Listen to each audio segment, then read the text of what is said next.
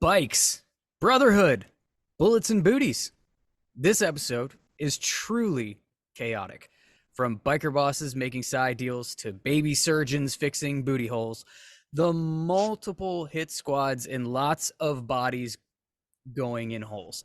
It's the Fallout episode from Agent Kohn, the failed hit on Clay by the Mayans, and it's all absolute chaos.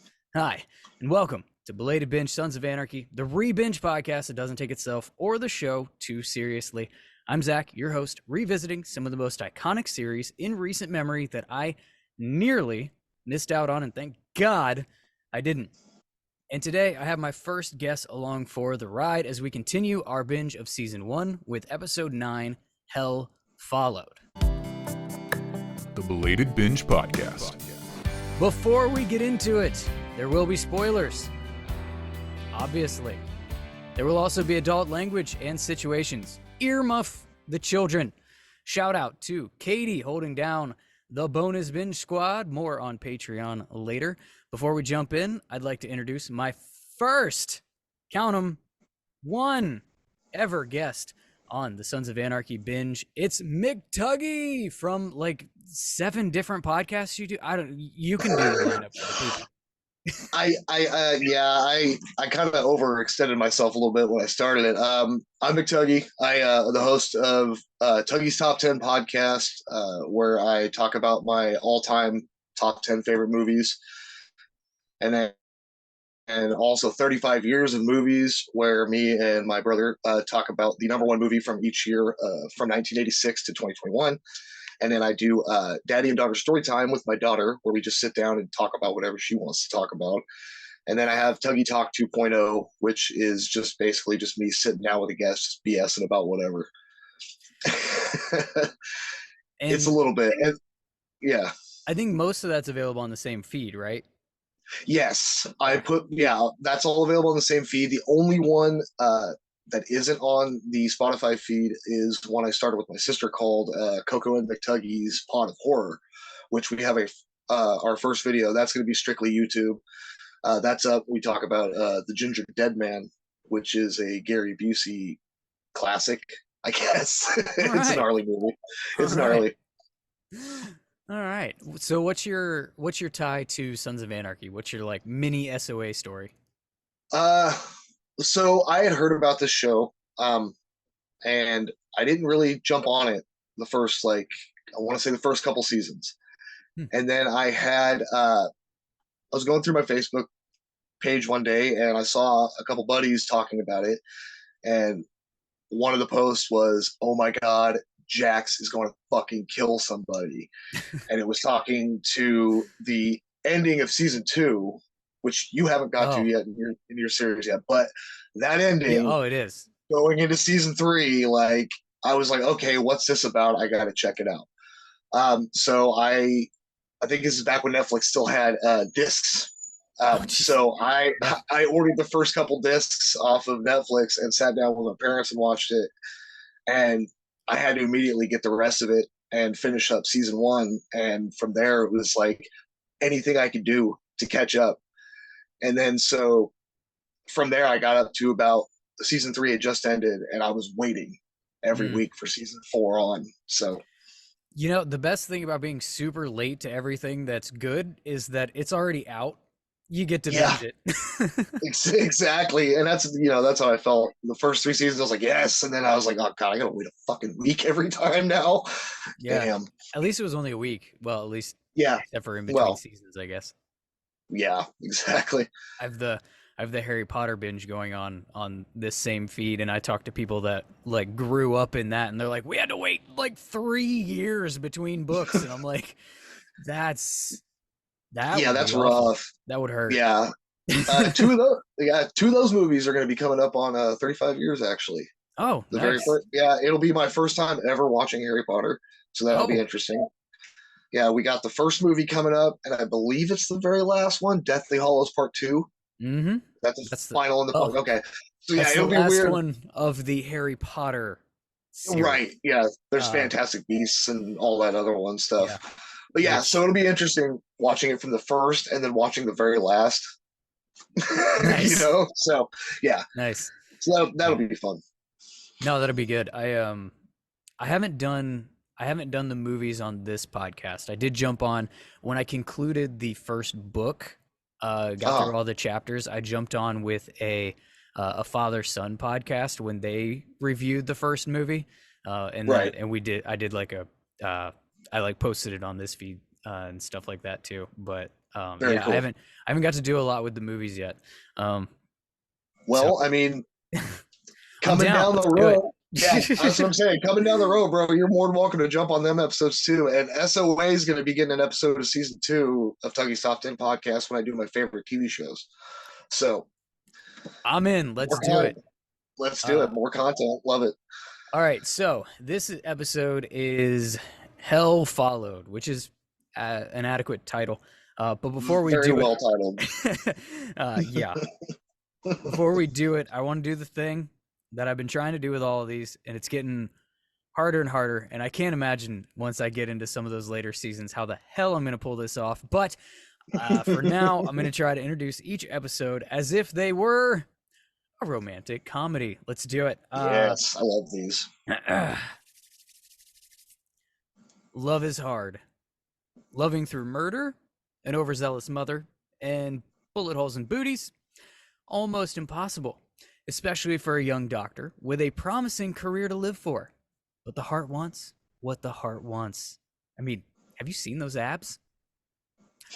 Let's jump in to episode 9, Hell Followed, which opens up on a car, which doesn't happen very often in this show.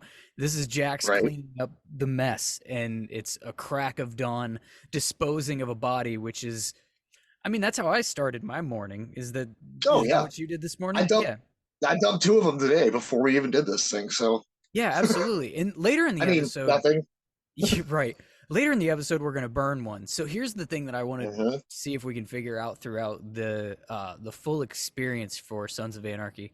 What criteria does it have to reach for a burning or a bury?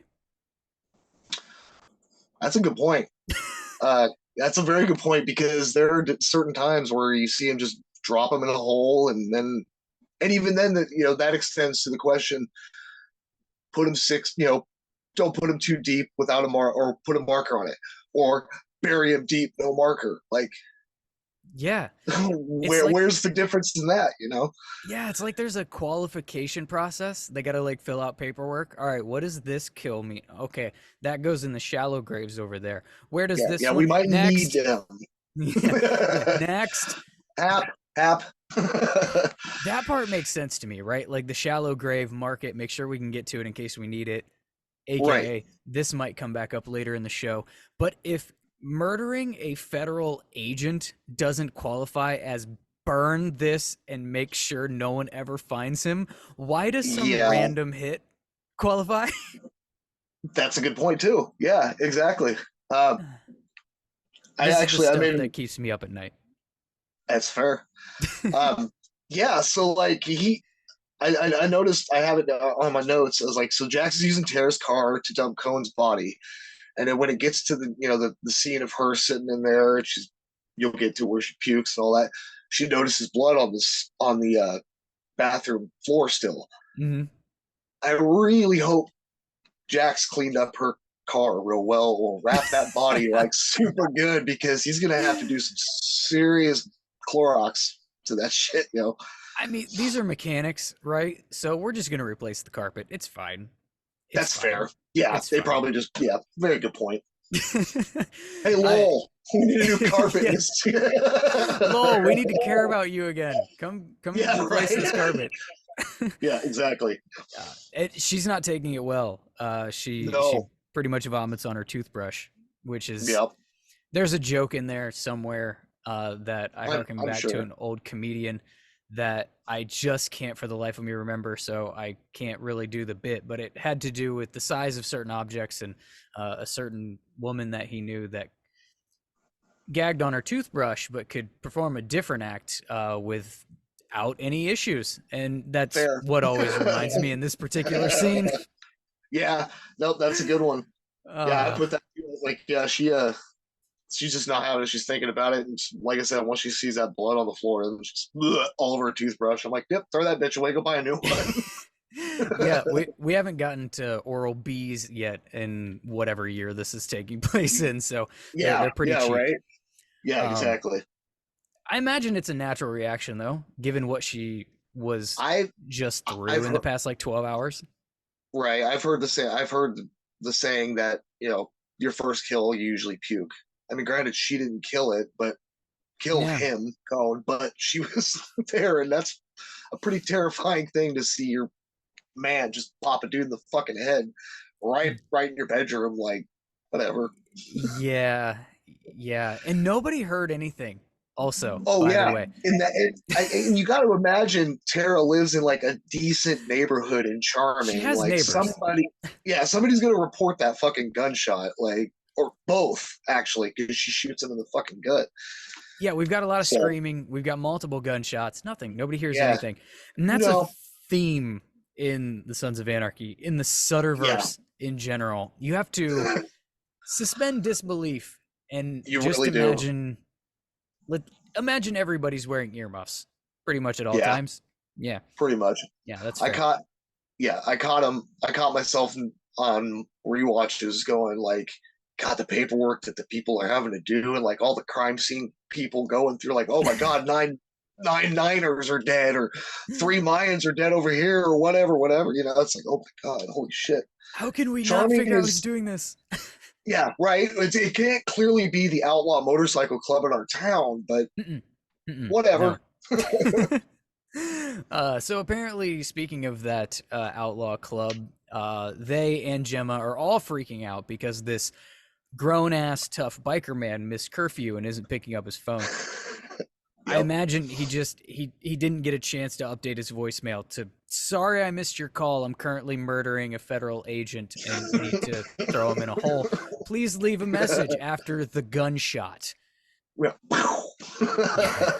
Yeah, I don't imagine he had very much time to. He's probably at this point he's still processing it when he's burning Kohn's body. I'm sure. Like, we'll see later on when he talks to Tara in the hospital. Like, this is rough for him even. Yeah, this is heavy, very heavy. Yeah, very heavy. But I do imagine that if anyone in this clubhouse was that concerned for his safety, no one thought to drive by Jax's house or Tara's house. Like, right. Well, we called him, but he's not picking up his cell phone. And okay, so you're not going to send Ope. Ope's not like, hey, I'll go out and drive by. I'll go here. And nope. How big is this town? It takes like 5 minutes to get anywhere. It can't be very big at all. Like, I don't think, like, I come from a small town that's like 3,400 people. I imagine this is 34 people. That's what I'm saying. I imagine Charming's even smaller than that. And my town has one fucking headlight, or traffic light in the whole fucking city. So Charming can't be too big. So like, nope. Everybody knows everybody type deal. Yep. It would be really, really difficult to go check 2 driveways and see his bike in one of them. Yeah, extremely difficult. It couldn't take more than a 5-minute drive, ride over on the bike. But they eventually do show up, though. They do. Yeah. We're gonna get to the point where logic actually comes into the episode for a minute. Exactly. For a sec. Right now, we're far, far from logic because Chibs is still working on our new IRA friend, and Unser stops by for a visit. Oh yes, I love this part. I'm a fan of this conversation, particularly for the sports analogies. I love this. Last time I checked, you're rooting for the home team. This exchange brings me a lot of joy. Yeah, I like it. And one thing I put on a note is like, as soon as Unser comes in and talks about the hit on Darby and shit, what's Gemma do? Walks right up to Clay and goes, "Was this us?" As if you're a member of the club. And you see it throughout the rest of the series. She has such an influence on this club. It is insane.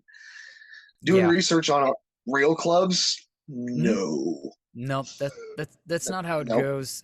Based on anything that I've consumed from the real outlaw MC world. I have zero firsthand. I feel like I have to give that disclaimer on a lot of these episodes because I do ride a motorcycle, but I do not wear a cut. Right. and- Yeah, no, I don't even ride a motorcycle. So I will say I have hung out with a couple clubs at a barbecue one time that I was invited to. This guy I worked with it. Mhm. But no, I got to go in and hang out in their clubhouse and whatnot. And at Yeah. first it was extremely intimidating. But once I got in there, it was actually, I could feel the brotherhood type deal. Yeah, they were all super chill when we went there. And when I first got there, before my friend that invited me over, he goes, when you walk in the door, there's a pillar.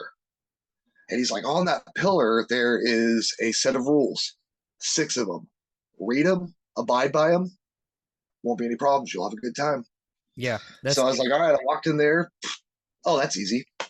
Yeah. Pretty basic shit. Don't be an asshole. Like, right. if you're told to leave, get the fuck out. Like, yeah. It's a very respect driven culture from the little bit that I know. And as long as you are doing that, then you're not going to have an issue.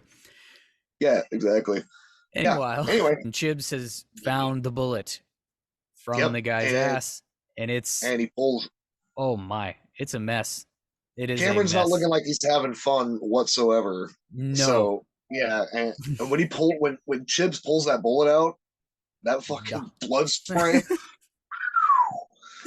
Yeah, not for the queasy. This episode's not for the queasy, but thankfully Juice has small figures. Right? Shoves a finger. Chibs grabs his hand and just right up in there and just hold it there. Okay. And this, of all things, this is what sends Gemma into Jackson mode, and finally doing something logical, going to Terra's to find Jackson Terra. Like, maybe that's where they are. Oh, they might be over there. The one place we didn't look or attempt to call. Like, I imagine she's probably got Terra's number.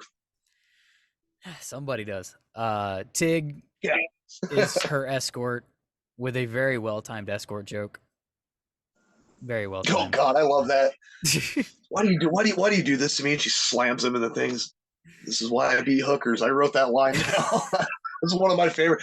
As much as I hate Tig throughout this first season for sure. Oh, so much. He's got some good lines, and this is one of them. Yeah, he's got some zingers. I like him and Jax in the hospital when he runs up to the nurses and just pulls his ass, shows him his ass. So I said distract him, not scare him or scar him. Yeah, ridiculous. So now we're getting the disappointed mom speech and the hard ass Tig act and all of that, and Jax doesn't have time for dealing with this nonsense. No. And I don't have time for it either. This scene just annoys the ever-loving shit out of me every time I see it. Yeah, because it's setting up the beef between Jax and Tig. Tig's, earlier in the other episodes, he told Clay, I don't believe he's going to be able to do it, whatever, blah, blah, blah. Yeah. I'm pretty sure that was earlier, right? We haven't. Mm-hmm. Yeah, okay, right. So, yeah, I mean, he's obviously. And the thing about this is he says he steps on his bike and he tells him not to forget his first priority. But at the same time, it's dude, recognize your rank.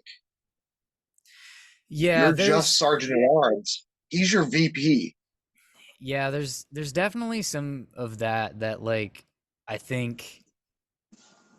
And here's the thing that I don't know as well, and I'm not going to pretend to know, but. These are the two roles that sit at the immediate right and left of the president. What I don't know is when it comes to how what is that relationship between those two if it came down to the two of them. I imagine VP does take precedent in those moments, right? But by how much? How, you know what I mean? That's a good point. I don't that's totally a good point. Know. Right, because I mean, yeah, same. I could speculate all Yeah. fucking day until I'm blue in the face. But yeah, Yeah, because to a certain extent, I wonder how close they are, and they are just different roles with a different skill set for the individuals in yeah, said roles. it I could, don't know. that could, yeah, exactly. It could be. And I did do a while ago. I did a bunch of back research on the characters, and I know Tig patched before Jax did Oh yeah. because he's one of the older because he's older than Jax and all that. So Hmm. it's like how long? Yeah, I don't know. Yeah, It's a tough one to think about. Yeah, Yeah, I always imagine Tig kind of coming in with like the Bobby era. I was thinking. Yeah, because Yeah, you got the OGs, Clay and Piney, yeah, who were the last they two were or first nine. first nine and all that, and then I Mhm. imagine Bobby and Tig and Chibs all came later. Yeah, So, and then Opie and Jax are obviously like the new generation of the club. So, yeah, yeah, and then they've got their newbies because like Juice right, was a Jax prospect, Juice, and yeah, uh, and yeah, he was Jax's. Yeah, because mhm. Jax sponsored him, and then I want to say he was the most recently patched Yeah, as the show started yeah, because they got half sack for the new prospect and all that. So, yeah, yeah, definitely. So what happens next? Oh yeah, credits. And this is where I sidebar. I'm obviously getting old when my Hulu ads start with an ED medication. Just throwing that out for everyone. bro, I see him all the fucking time when I'm scrolling through Facebook. I'm like, I'm only 37. Fuck It's tough. off.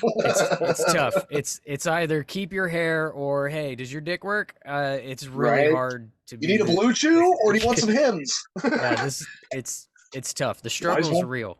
I know we're supposed to age with grace and get salt and pepper and all of that, but right now we're just getting peppered in the face with like Pretty something is much. not working anymore. You should fix that. Anyways, Yep. let's jump into the police station. This is where Yes. Darby's telling Hale the same thing that Clay told Unser, that the Mayans tried to kill him, not SAMCRO. And he goes, Yep. let's call it a little too far with his trying to Yeah. get Hale to Yeah. explain. You just Yeah. can't punch cops. That's just not okay. A No, I mean, little frowned I upon. can't. Yeah, I can't quite remember exactly what Hale says to him, but yeah, Darby straight up fucking hauls off and socks him, and I love that shot from the back of the cell in the like you're in the police office area, but you see Hale just fucking fly back and hit the wall and be like, motherfucker. Like three other cops run in there. And what he says to Unser when he goes, are you okay? He goes, yeah, this son of a bitch just got the jump on me or something like got the drop on me or caught me off guard or something like that. Yeah, it's funny because it definitely seems like an escalation because and I mean Hale's a smug bastard about it because I think the line that he says is something like we'll look into your allegations and That's what it was. but Yeah. He's like, we'll look into it or whatever. yeah, but Yeah. still That's, to go from telling your story to punching a cop in the face. And then Unser, who knew he still had a punch left in him? yeah, I love that line so much as they're dragging Darby out and Darby's talking shit about his wife. And he goes, I'm married to a brown skinned woman, right? He goes, oh, yeah. Wham! Fucking hits him real good. And he goes, okay, Just making checking. sure. Yeah, just making sure. God, oh, good shit. I I'm love a fan it. of that. Unser hasn't done anything as a cop, but he did manage to punch Darby, which is great. Hey, and Darby's a Nazi, so Darby's the who worst. cares? I really, really hate Darby's character so much. I fucking So much. hate Darby. I do too. He's such a fucking dog shit. Even they try to redeem him in the end, but whatever. It's He's garbage. yeah, he is. I wish one of those bullets would have landed at literally any point in I time. really do. It sucks that Asai botched that fucking hit, but that won't come back later. So yeah, no, not at all. Our new friend wakes up with Juice's finger in his ass, which is this is the comedic genius of this show in these early seasons. Like this stuff is obviously it's geared toward a certain audience, but when you fall within that audience, it's hilarious. It's so good.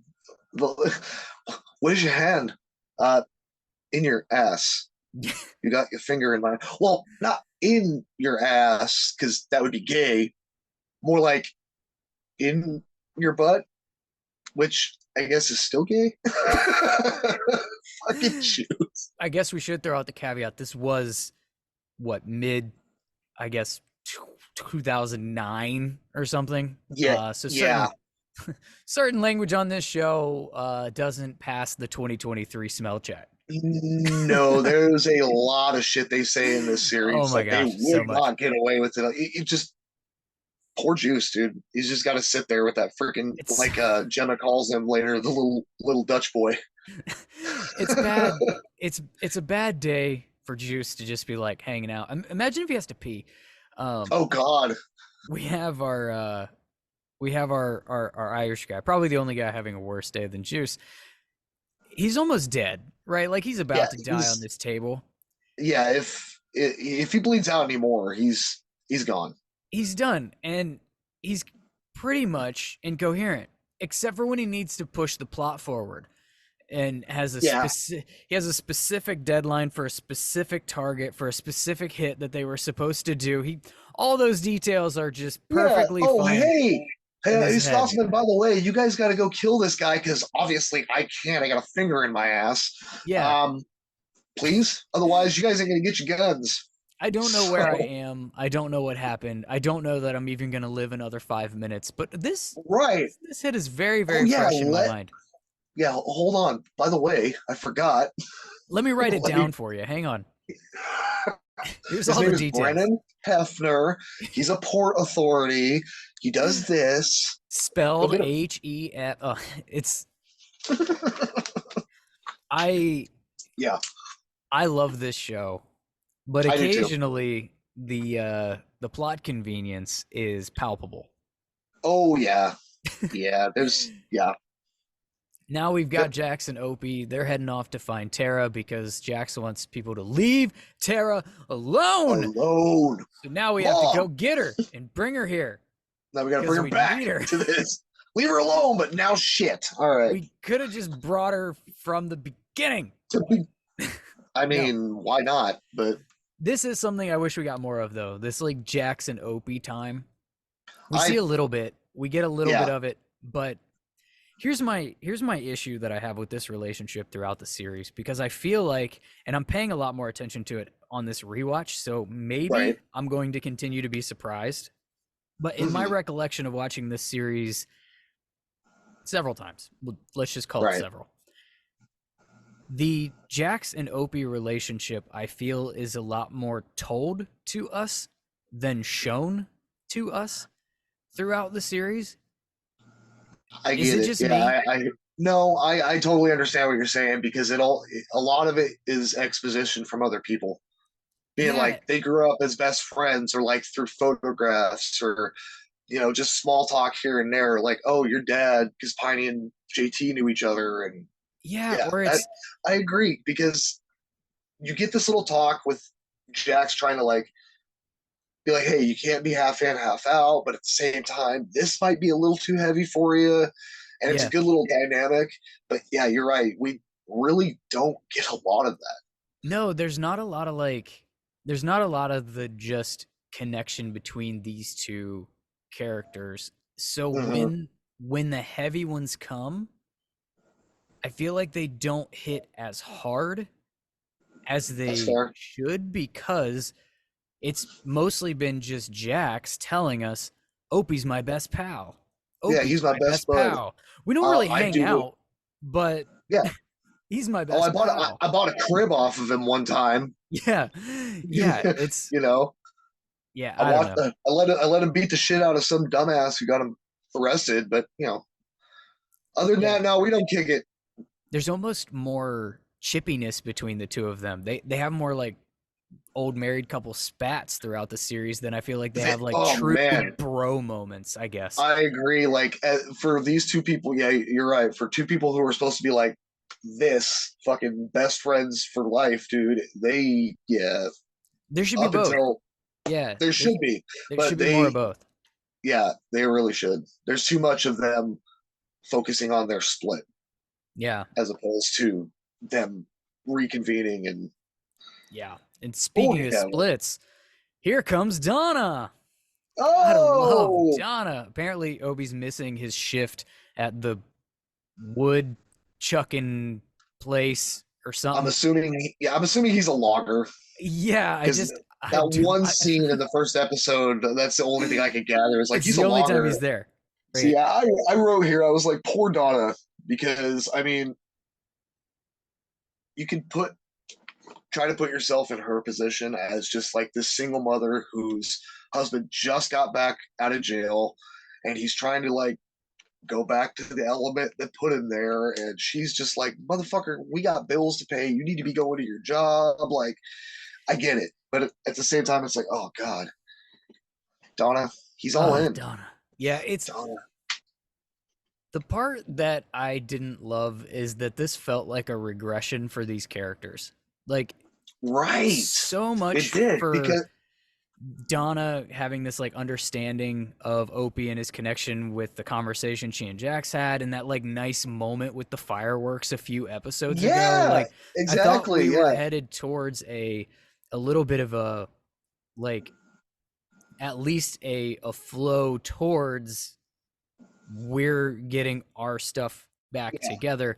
Now she's apparently the firework. yeah, we're starting to mend our fences and make everything work. Yeah, and she's just forgotten that those scenes Yeah, I happened, I agree. guess. Yeah, all of a sudden, oh, you're gonna lose your job? What? You haven't been going to work? Get your fucking ass to work, motherfucker! Right. And this is a another moment where I don't love Opie in this exchange and in this period for his Mhm. character, because I feel like the motivations are all off. Um he says stuff. Right. Again, it's another one of those characters saying things but then actions showing something else. He says things Is like how much he owes Donna and how he promised Donna that he was gonna, you know, he was gonna earn right, straight and he was gonna, be there for his family and all of this stuff. But now right. he wants to jump all into the club to fix their money issues, where she's clearly telling him money's not the problem. Like, they are obviously having money problems, but her problem is Right. the club life. Yeah. She Yeah. would It's be the fact broke that with you're this going, dude. yeah. Like, I got no problem being broke with you as long as Go to you work. ain't out there fucking, yeah, go to work. You ain't going to get 5 more fucking years and leave me with these kids for 5 more years by myself. So, like I said, I get her position. I And I it do seemed too. like And it I just, don't get his. That's the thing. Like, I I don't either. don't get his. I don't either because he's trying, like, why do you want to be back in the club so badly when you literally just spent 5 years in prison for them, and what did they do for you? See, and that's the thing. Like, if this was written as he just can't get away from the club, like it's a part of him. He's a, legacy, and he just Right. can't be without that brotherhood, that piece of his life. Like, it's missing, and he's just pissing away his marriage for the club because of the club. Like, the club has like his connection. It means more to him than his family does. If you want to paint Right. him in that light, I can at least follow the character motivation that gets him where he is.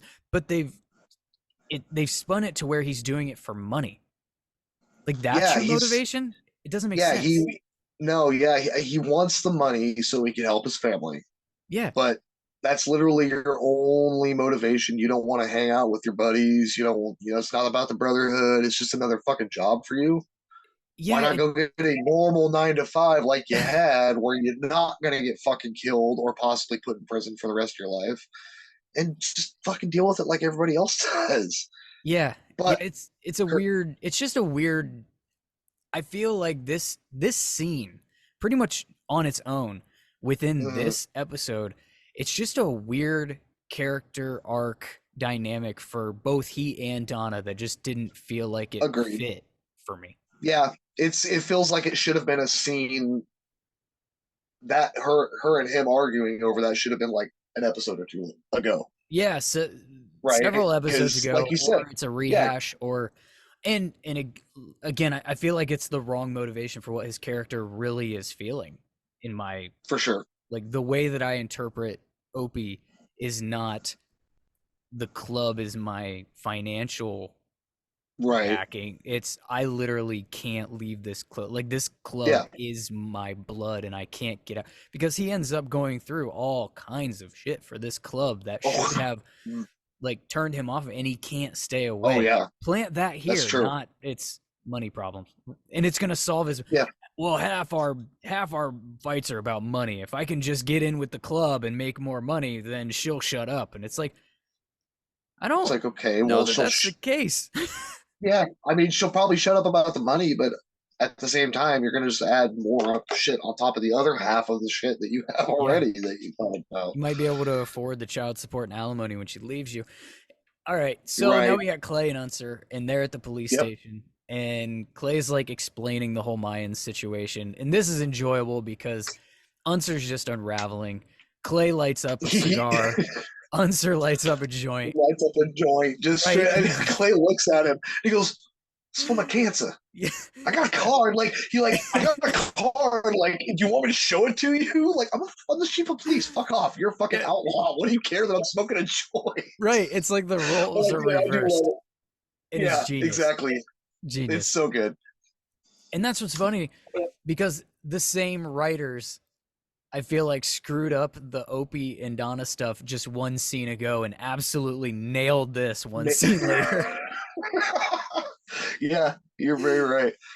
I like the line when you start because they're talking, Yeah, like you said about the Mayan thing and how bodies are dropping in Charming now, and like you need to figure out what the hell's going on, and all of a sudden here come the rest of the charters down Main Street.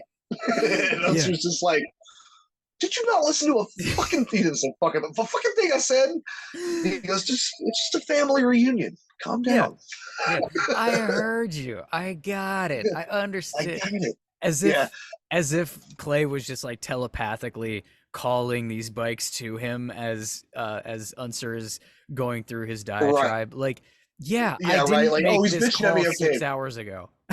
No, not at all. You wouldn't think I would do that. And then, like, again, the line right before the end of the scene, he goes, "If you don't, come to this decision, you're gonna have 12 charters sitting around a table plotting to kill.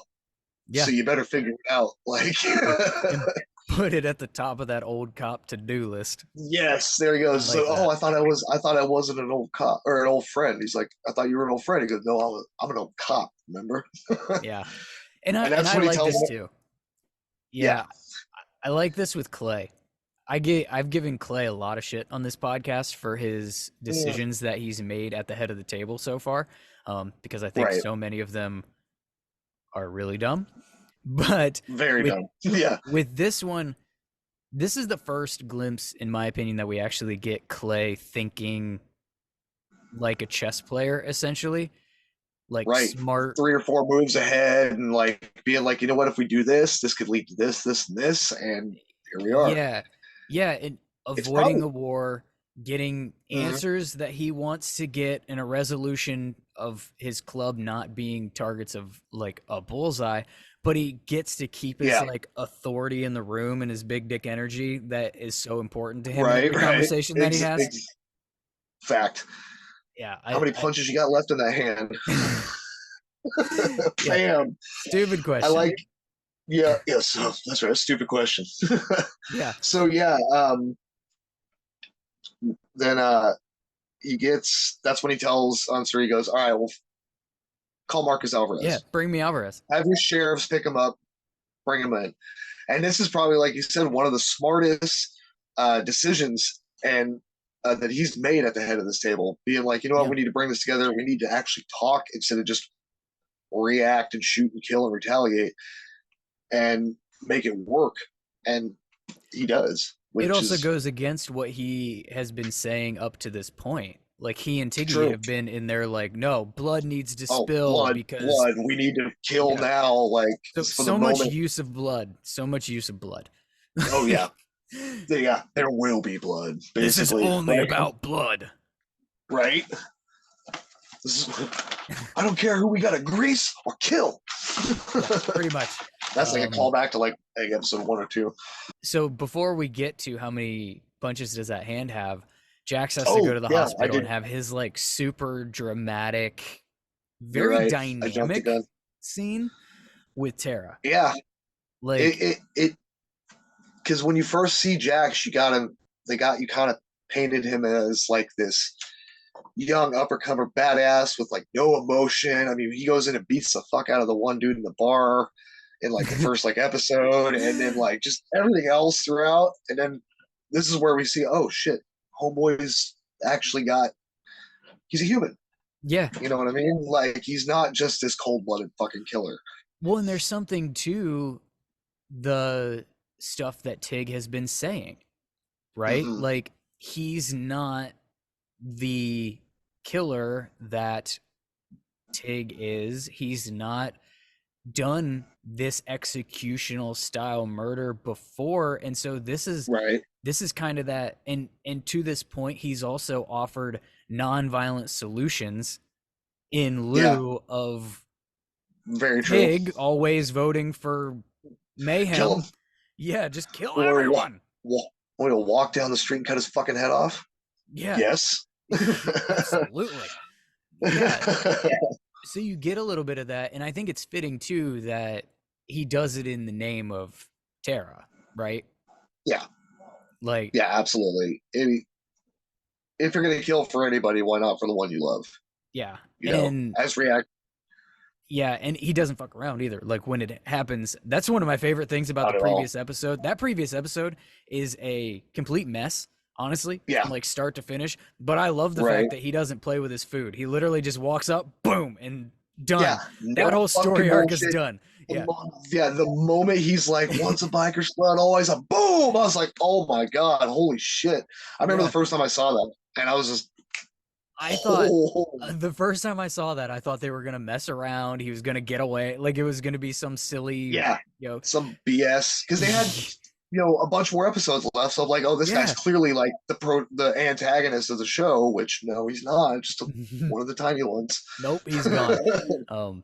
But then the way that Tara flips too.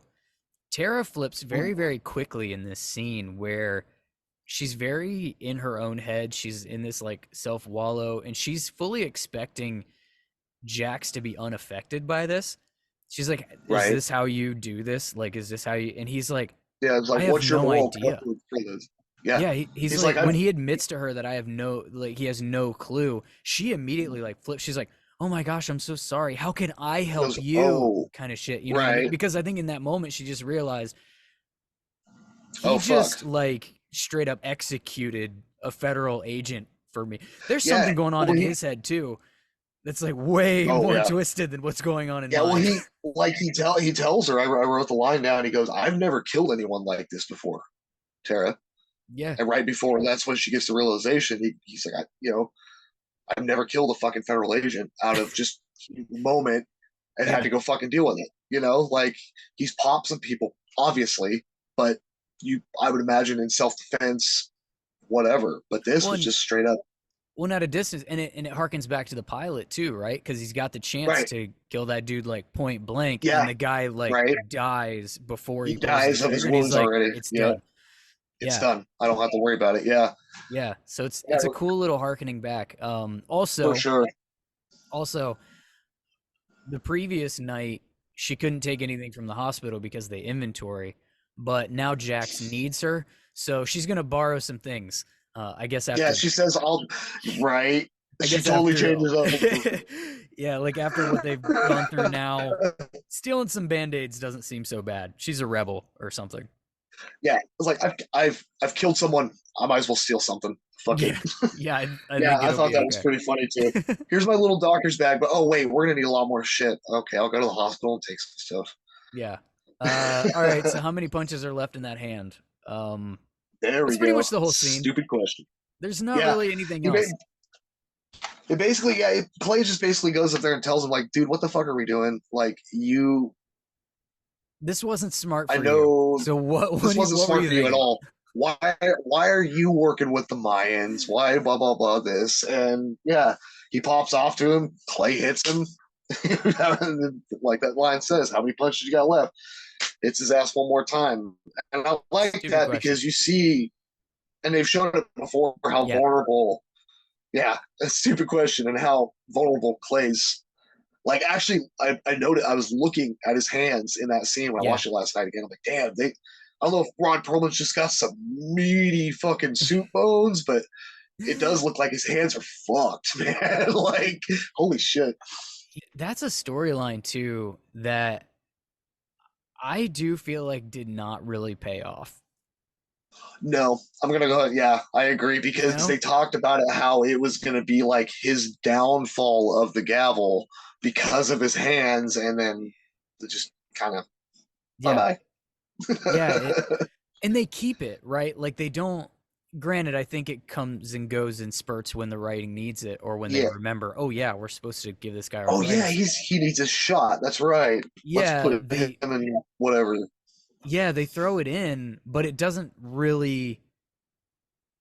It doesn't have the payoff that you anticipate the whole time, and maybe that was the purpose. Like Yeah, maybe they were just like, it yeah, could be. this is what you're gonna anticipate, but no, he's something else is gonna Once, go yeah, way wrong otherwise. way long. Yep, Yeah. So yep, now yep. we got Jax playing Bring a Doctor to Work Day, so that's fun. We Yep. get Tara in So her then, element. yeah. Oh yeah, she gets in there. She tells Juice, okay, so what you're gonna do? She hands Gemma some gauze and some gloves and shit, and Gemma's like, me?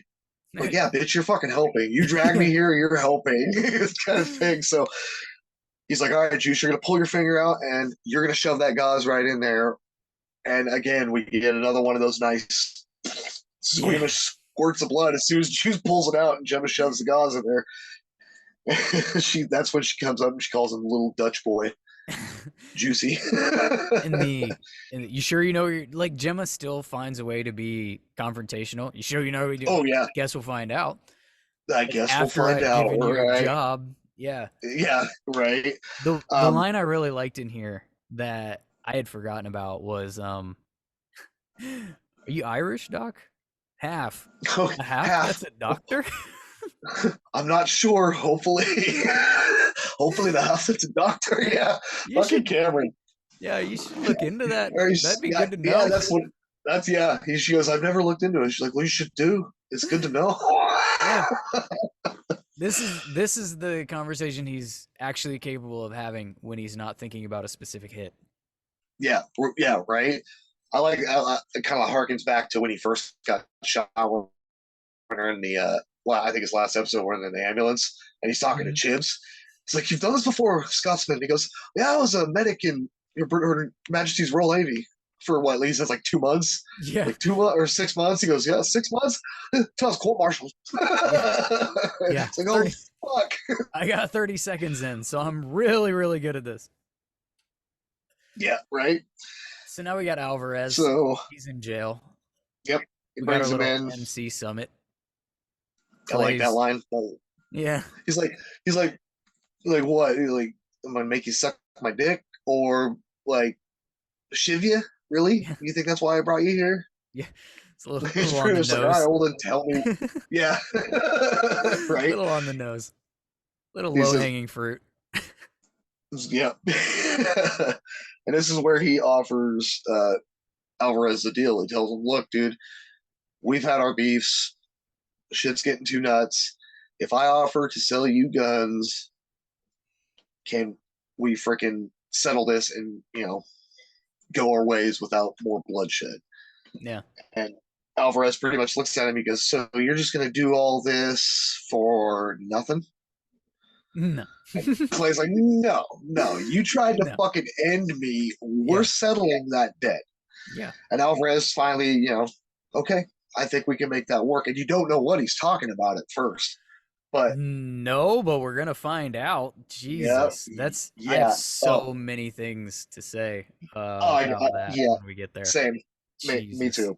These jail scenes they're well done, but they're really streamlined. Like, there's not really much to these like Clay conversations. I feel like in future seasons, if this is under Jax's leadership, like they become a much more drawn out and like dramatic conversation, and it's like very intricate and it makes him look real smart and stuff. Yeah, that's true.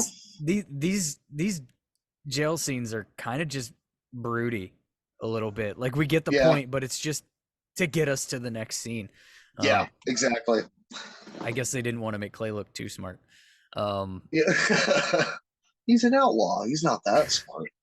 Right. So eventually we do get to the Irishman's getting transferred, and Clay has to sit down with all of the charters that he's already called in for a big ass meeting about how we're going to war, and he has to tell them all, we're not going to war. I sat before that. I like the line when they're wheeling Cameron out and Jack's talking to him. He's like, hey, talking to Tara, and he goes, "Hey, is he gonna be all right? How's the bleeding? Did you stop it?" And she goes, "Oh yeah." And then he looks over at his mom and he goes, "What about her?" And she goes, "I can't stop that bleeding." Yeah, that's true. That's true. So yeah, we're at the big meeting with all the other sons. Hap's there and all the other Tacoma, Utah, California. I saw a bunch of different cuts. I was looking through when I was rewatching as they were coming in, and yeah, but you're right. He basically tells him, he's like, "Hey, look, I sat down with Alvarez," and everybody's like, "What the fuck? You did what?" You did, and then he tells him, "Yeah, I agreed to sell them guns. We're gonna have peace. It's gonna be good." And Piney's like, "You did this all without a vote?" Yeah, he's like, "I Piney set it up." I set it up. We'll vote it now, right? Yeah, Piney has that Piney has that air about his character of the old man that doesn't give a shit anymore. He knows his place in the club, but he also can't sit back and let tradition die.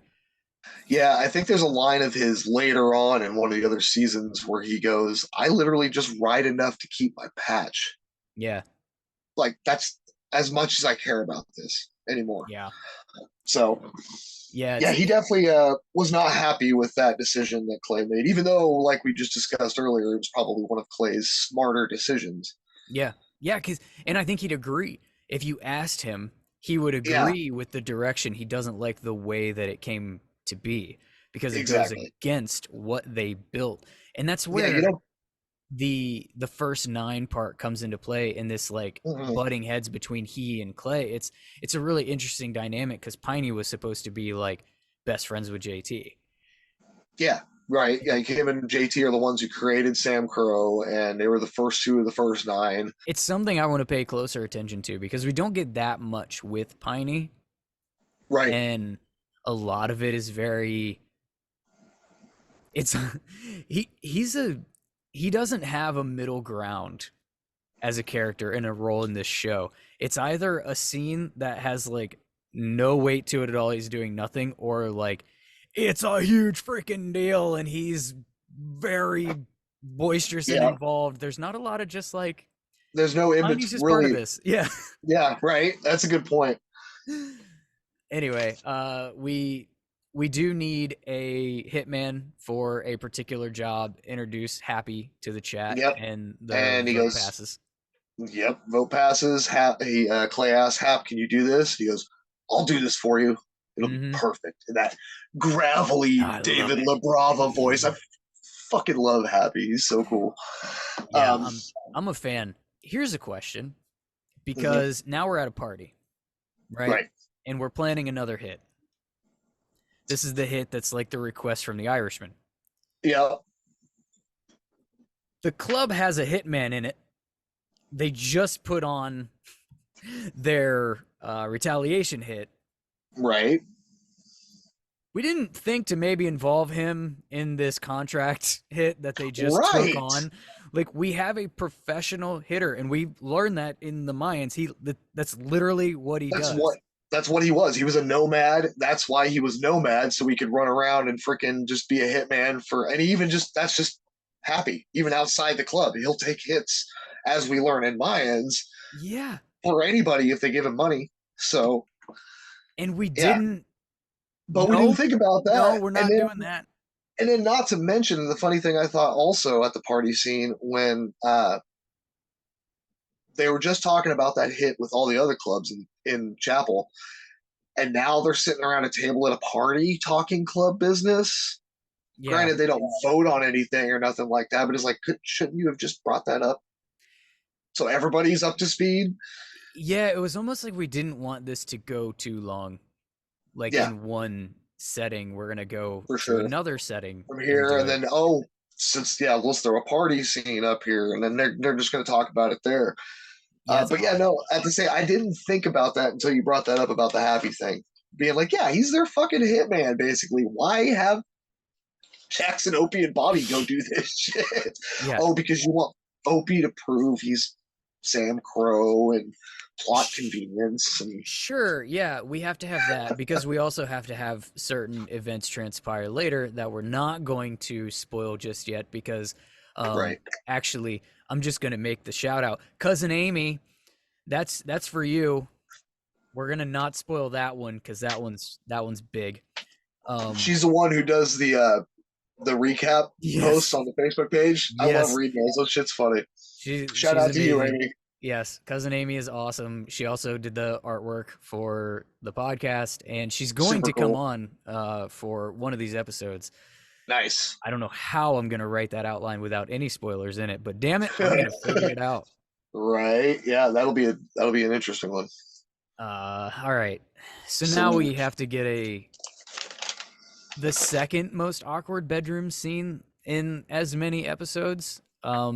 Only slightly less awkward than doing it right next to the dead federal agent because this one's got a lot of cuddling and a lot of pillow yeah, talk. And right. then we This is the finally one. get to Yeah, then we finally get to yeah, the reason that they got Charlie Hunnam shirtless and there off we go. yeah. Well, of course, Yeah. you gotta have Charlie. Pretty soon, it's not just gonna be shirtless. Later Right. on down the line, Right. ladies are gonna love it. You know what I mean? Right. There's going to be a Yeah, they had lot of ass shots. oh so many ass shots. Holy shit. Well, they had to That's give I him a mean reason to get the tattoo. Those yeah. tattoos take a long time. He's got that tattoo on the back. We gotta show it. Yeah. Jack needs a shower scene. Write it in there. Yep. Yep.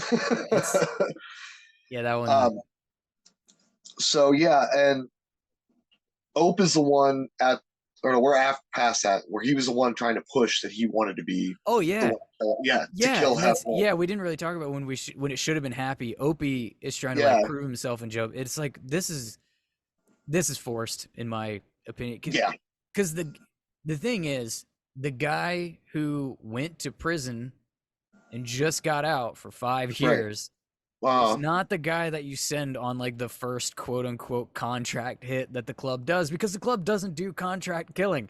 That's no, not one Clay. of their Yeah, Clay gigs. Clay even says it. Contract, hit work. That's 30 fucking money. But Yeah. This was your blow shit up guy, not your like yeah, silent killer guy. Like so it never made sense for him to do it anyways. It's all right. about this like he's going to prove it. Yeah, Whatever. exactly. Yeah, that's why I didn't spend a lot of time on it because I That, just that's don't think it fair. fits that well. Yeah, Plus no, I agree.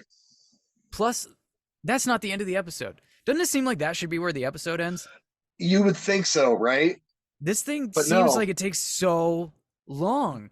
Yeah, but no, because then we go on to We've got the hit squad, and Opie's super nervous, and yeah, this is yeah, really yeah. good They pull acting. up.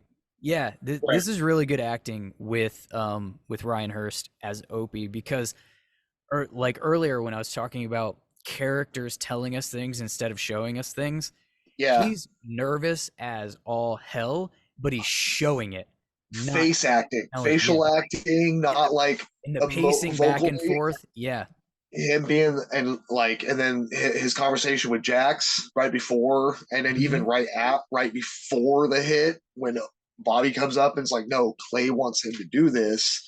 This yeah, is about him being back in.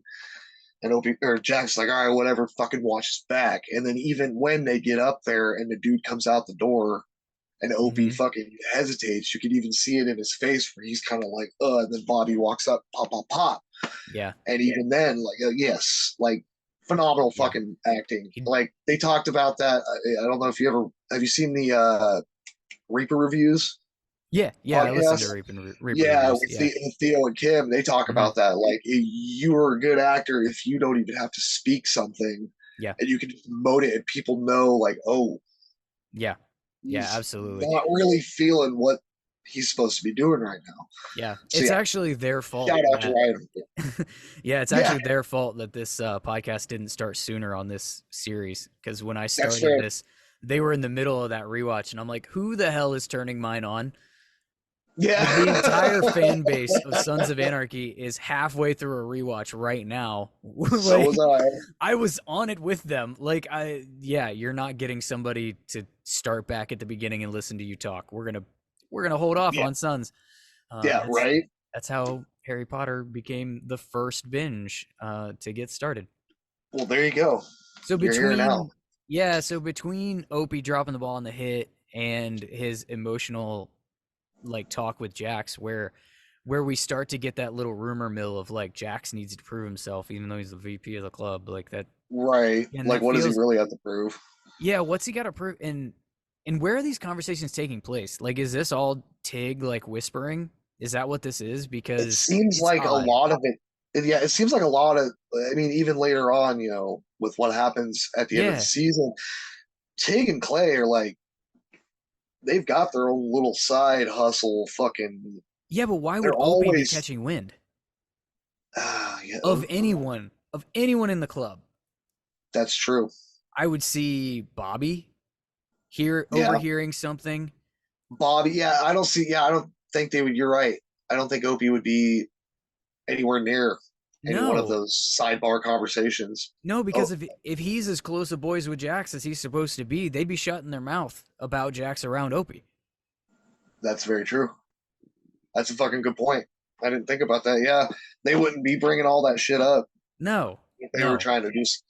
Anyway, between the two, we've got Tara's walk of shame and a really cringy conversation with Gemma, and I can't. Oh yeah, Gemma is she's she's so.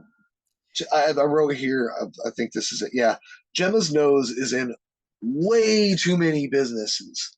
yeah, Like and I her understand fucking. it's her character. I understand she's supposed to be the mother hen to all these people and to the club and all of this, and she's her baby boy Jax and all of that crap. But she's annoying. Oh, dude. That's Yeah, really all I I can. I I I, I mean, didn't. Yeah, I didn't really notice too much when my first watch through, but on subsequent rewatches and shit, and especially rewatching this episode last night, yeah, I was like, "Holy shit, dude! She just needs to back the fuck off. Like, you are not a patch member. Go away." yeah. She's and I've said this on the podcast before. She's what breaks the perceived realism of the show within the club culture, and she's also Yeah. like she is what I guess kids might call like overpowered, like OP or whatever Oh, in like video games or in stuff for like that. Like sure. she is the OP Bad plot character of armor. this. Yeah, yeah. Yeah. She knows everything. She discerns everything from a glance. She always has her finger in stuff. She's never made to look bad. And I think part of that is being married to the showrunner, and having the character That might. written Yeah. for you. Right. That's a good point. That might be a. There Yeah. might be a little bit of what's Yeah. up. And also why it takes so long to get the nepotism. satisfaction. Ugh. Yeah. Oh, yeah. I know. I know. So now Alvarez is in the park with his kid, and they're talking. Sigh. And this is all happening as what you talked about with Opie botching the hit. Like these cuts are happening. Yeah, it's like the last like scene montage. Yep. Mm-hmm. Yeah. Opie botching a hit, and then then it cuts to Alvarez talking to the side. Let's go get a churro. I have that written down. I'm like, Alvarez giving up his own son. Let's go get a churro. Like, oh yeah. And this is he gives him his hug goodbye and happy good lord, just murder chops him in the back of the head. Knifes him right in the back of the neck, dude, like right in the spine. There's no ways. Oh man, that last that scene right there when he's hugging aside, he says, "I love you, mijo," and then right as he says it, that's what happens. He turns around and stabs him. Yeah, he's also lying. Yeah, clearly he does not love you. No, there's no way he loves you if he's going to give up his firstborn son to fucking appease some other club. And it was his idea. That's the part that I have the biggest problem. Yes, I agree. The fact that it was Marcus Alvarez's idea, and I don't know how far you've gotten in Mayans, but it comes up at one point. Yeah, this is Uh, actually I had a hard time with him in Mayans, and right. even later in SOA because they start to paint him as a family man, Yeah. and He's I'm got that like, dude. Yeah. He's got that, dude, the younger kid's son, and he's trying to, like, be with his, yeah, exactly. Like, and like I said, it comes up in Mayans at one point where, like, his wife brings up a sigh. And I'm like, oh shit, that's dude. Like, holy yeah, shit. yeah, Um, it makes me struggle with his character. It's part of one of the many yeah, problems that I have with Mayans as a show, um, yeah, for sure. which I will those will come up at We, some point in time, but yeah, it's right. the fact that he got to this. He didn't have to be talked into this. This wasn't laid up to him. It No, was no, like you Clay didn't said, say, "You bring me that shooter" or whatever. For a parent to look at it, and the no. cliche is always, I would take a bullet for my kid. He's literally like taking his kid, putting him in front of not a bullet but a blade, and Yeah, here you go, they're like, sacrificial lamb. boom, this will keep the peace. Sorry, bro. Yeah, yeah, this is Yeah, it's important. and then this the scene right there where he drops him and then he looks up at Happy and he fucking hands him the money. Like, dude, and you And you paid. paid, dude, Ugh. to kill him? Like, oh, I know Happy's a hitman. He doesn't do shit for free, but he's also part of the club. I imagine that was a club hit. Damn, Tough. Alvarez. It's tough. It's tough, and I It's can like never respect his character again after that. yeah, no, I can totally. That's always been in the back of my mind, even when I'm like, oh, cool, Alvarez, and I'm like, yeah, but he also It's fucking killed tough his kid, because it's like you clearly didn't have a plan for him yet, and right? so it's unfortunate that they didn't have the Mhm. long-term vision of where Alvarez was going because this obviously would not be a decision that the character made. No, You especially know? later seasons, Yeah. Mayans, Alvarez. No, that's not what Yeah. Alvarez is going to do. Fuck no. No. No, he's Um, all about family. yeah, exactly. He At wouldn't least that's shut how they write him now. Right, exactly. Exactly. He wouldn't shut down his cousin's charter because it's his cousin. Whatever, it doesn't matter. That's all my information. Um, Yeah, we've exactly. got now we're really in montage time, right? We've got Tara and Yeah. Gemma at the hospital. We've got Hit Squad Uh, coming back and Jax burning a body. which here's a question for you. There, I was thinking about this last Fire night. away. Who's he torching? Is it Oh, Kohn's body? Is it Hefner? I Or think is it's it Hefner. Asai? No, I think it's Hefner You thinking it's Hefner? Okay, because because he I was was trying actually to. on that hit. I think that That he. that makes sense. But what doesn't That make sense is Hefner dropped, and they didn't pick him up. So maybe I'm wrong. yes, but also I noticed. I looked at the body. Yeah. It's not a big dude. You know It what? doesn't look like Hefner, and he's wearing jeans. You know what? I didn't piece it all together until you just said it out loud, but he might have gone back and burnt Kohn to That's what make I was. sure.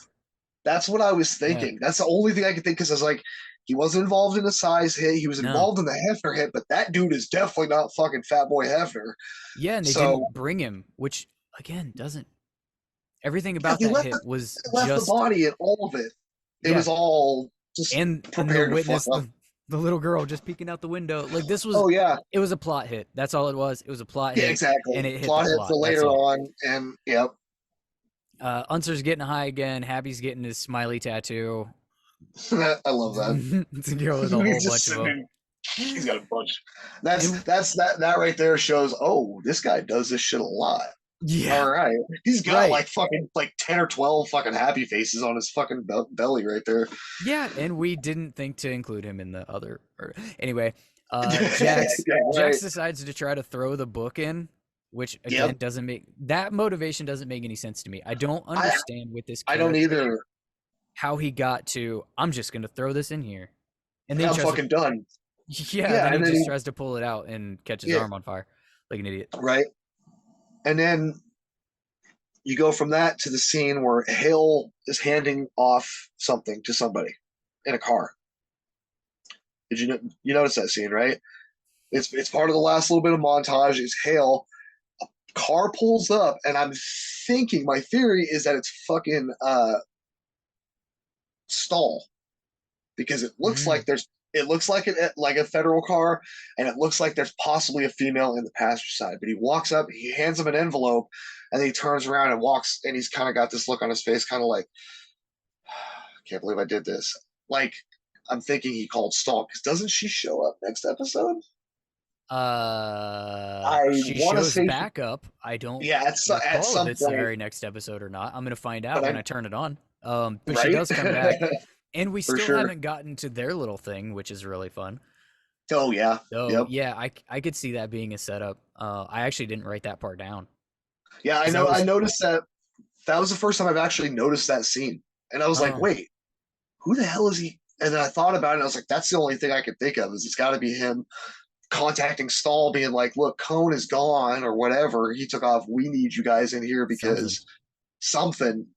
Maybe Well, it was Kohn's to do with supposed to be arrested. Kohn was supposed to be facing set charges. off. You're right. Yeah, it's Yeah. never explained how he got free and came back. Like that's just all again very much plot convenience. Yeah. What? He Yeah, just that's a good showed point. up. Like they just dropped him off and left outside of town limits and left, or what? But Yeah, I guess. Um, Yeah, I was focused on Jax trying to burn the book. The only thing I could come up with is like if it was supposed to symbolize his like inner struggle, but it just some I don't know, it's possibly. weird. It is a really Weird. weird scene because like you see that he's like being affected and like kind of absorbing this info he's getting from JT's manuscript, and then all of a sudden it's just like, man, you know what? Fuck this thing. This is just causing me shit. Wait, no, I'm sorry. I want it back. Fuck. It's all burnt. Yeah, it's ridiculous. But that's it. It's a wild ride. We save one guy, kill two more. We got biker bosses making moves. We've got Opie all in for money, but not money. And then we've got Jax on an emotional roller coaster. Tara doesn't know what the hell's going on, and Gemma is chaos. Did I miss anything? No, I think he nailed it pretty much on the head. Okay. Gemma being chaos, absolutely. I heard I don't even remember who said it. It might have been on Reaper Reviews, but I heard this whatever thought. Jax is the sun. Gemma is the Anarchy. I've heard something like that too, where the reason it's called Sons of Anarchy is because they're the sons of Gemma, and Gemma's the Anarchy. Yeah, I've totally heard that before too. It's true. Gemma is chaos. Absolutely. It's a fun episode. Is there anything that we missed or any thoughts that you have to get out? I don't think so. And yeah, it really was a fun episode. I was really glad to actually sit back and rewatch this one again. I haven't watched it. I haven't watched the series in a while, other than editing my recut. So yeah, no, it was cool. I was like, oh, okay, this is that episode with Alvarez, and like, oh yeah, they just killed Kohn. Okay, cool. So yeah, it was cool to step back into it. Yeah, it was, and it's a better episode than the last than when they did kill Kohn. Not Old Bones, the other one. The Pull or whatever. The Pull, episode 8. Yeah, it's tough. That one I felt like it was a mess, but this one is very much less of a mess. Still a couple questions, but it was good. Right. I like this one. If you're still here, that means that you're a serious fan of Sons of Anarchy, and probably the podcast at this point. So I want to remind you that back in the beginning of 2020, I started writing a fan fiction sequel that picks up the Abel and Thomas story. I got 11 chapters into that, and I have decided to share them with my patrons. So check out patreon.com/belatedbinge. There's a link in the show notes if you want to hear those in audiobook style. As of recording this at this very moment, the first 6 chapters are available, and I will keep churning them out as quick as I can get them recorded and edited. I'm not holding them back. It's not like a weekly release. As soon as I get them done, they're on Patreon for the patrons. So nice. Check that stuff out. Before we go, let's rewrite Sons of Anarchy. One small change to each episode at a time. For this episode, what if Jax doesn't ask Tara to come help with the Irishman? Oh, yeah, that's a really good. Oh God, that's a good. People can take that in a lot of different ways, but you really could. Give me yours. Yeah. Well, let's see. Obviously, Tara being the surgeon and the medical professional, if she never came around and never helped, you only got Chibs, who's only 6 months of medic. I don't see Cameron surviving. I see him dying, and that not being very good at all for the club. Because one, the Irish have already lost McKeevy, Mm-hmm. their supplier for SAMCRO, and now their new supplier's dead. Mm-hmm. The IRA is not going to be too happy with SAMCRO at that point. No, I can't imagine that they would. There's also the well, you brought it up when we very, very first started this podcast about the ending of season 2 when you joined. Mm-hmm. That doesn't happen either. I didn't even think about that. You're right. That doesn't happen at all, and we probably. Holy shit! You know what? There's just no season 3 of this series. I was gonna say just go from 2 to 4. Yeah, we don't ever go to. God, it drops it to a 6-season series at that point. You just completely skip Ireland completely, and then damn, they don't ever go to jail, which means they don't ever make the the cartel deal. So many things don't happen if Tara doesn't show up. That's a thinker, man. That's a thinker. Yep. So we'll be on social media at Belated Binge across TikTok, Instagram, Facebook. I have X. I don't really do anything with X. I don't even know what to call X. It's weird calling it X. I still call it Twitter, and I just recently got rid of mine and was just like, I don't do anything like you said either. It's just whatever.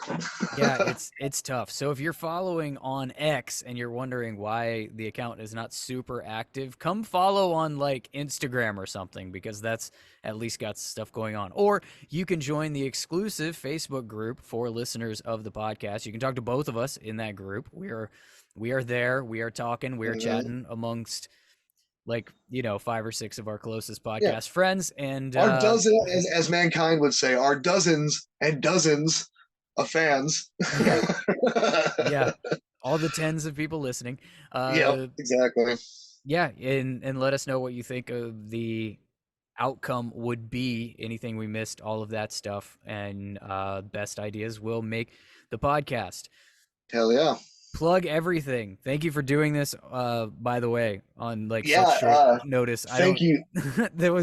It was nuts last night. It was like 10 o'clock at night, my time. And I was just like, hey, what the hell? Let's just see. And you're like, yeah, let's go. It's like, well, shit. All right, cool.